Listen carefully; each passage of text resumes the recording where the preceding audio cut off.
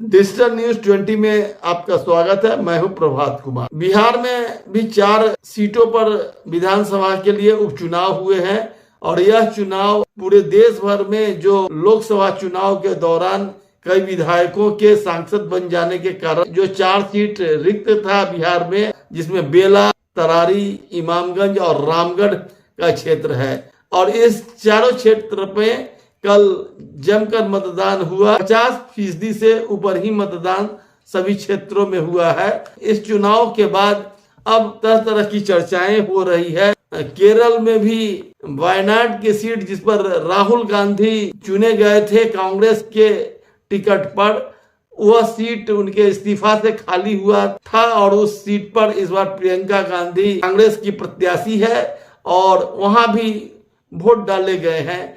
झारखंड में भी मतदान हुआ है और महाराष्ट्र में एक ही चरण में सारे वोट होंगे।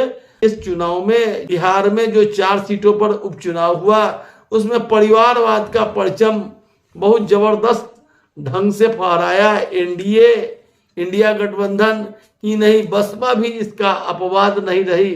इसमें बेलागंज में मनोरमा देवी उम्मीदवार थी जो एमएलसी की पत्नी है और वह जिला परिषद में भी रही है। इमामगंज में केंद्रीय मंत्री जीतन राम मांझी, जो अभी भारत सरकार में मंत्री हैं, उनकी बहू दीपा मांझी उम्मीदवार है और वह संतोष मांझी जो आईटी मिनिस्टर है बिहार सरकार की, उसकी पत्नी है।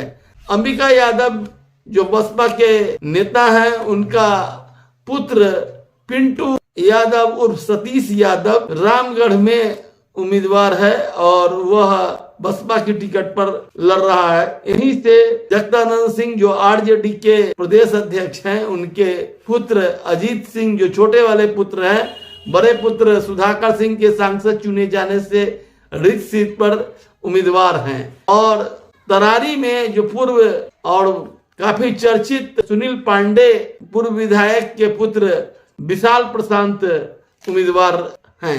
इस चुनाव में जो सबसे बड़ी बात यह है कि कई समीकरण दरकने जा रहे हैं और उसमें सबसे बड़ी चर्चा जनसुराज को लेकर है। कुछ लोग जिस तरह से जनसुराज को नजरअंदाज करके चल रहे थे और ऐसा मान रहे थे कि जनसुराज कोई बिहार की राजनीति में बड़ा एंट्री नहीं दे पाएगा और उसकी कोई महती भूमिका नहीं होगी, यह बात कल उपचुनाव के बाद खारिज हो गई है।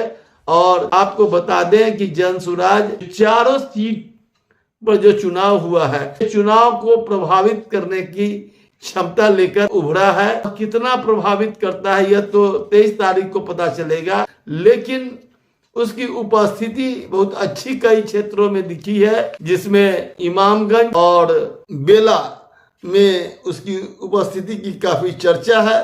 तरारी और रामगढ़ में उसकी उपस्थिति बहुत कम दिख रही है। यहाँ जमानत खोने का भी खतरा हो सकता है कि अगर बेला में उसके उम्मीदवार अमजद अपना वोट काटने में सक्षम होते हैं तो इसके कारण इमामगंज पर भी उसका प्रभाव पड़ेगा और साथ साथ तरारी और रामगढ़ पर भी उसका प्रभाव हो सकता है। लेकिन सबसे बड़ी बात यह है कि अमजद अगर वोट काटते हैं तो ये माई समीकरण के दरकने की बात सामने आएगी और अगर माई समीकरण दरका तो यह चुनाव परिणाम को प्रभावित करेगा। बेला में इमामगंज है, वहां पर जितेंद्र पासवान जो जनसुराज के उम्मीदवार हैं, वह इस चारों क्षेत्रों में से सबसे ज्यादा अच्छी स्थिति में जनसुराज के उम्मीदवार के तौर पर चर्चा में बने हुए हैं और कहा जा रहा है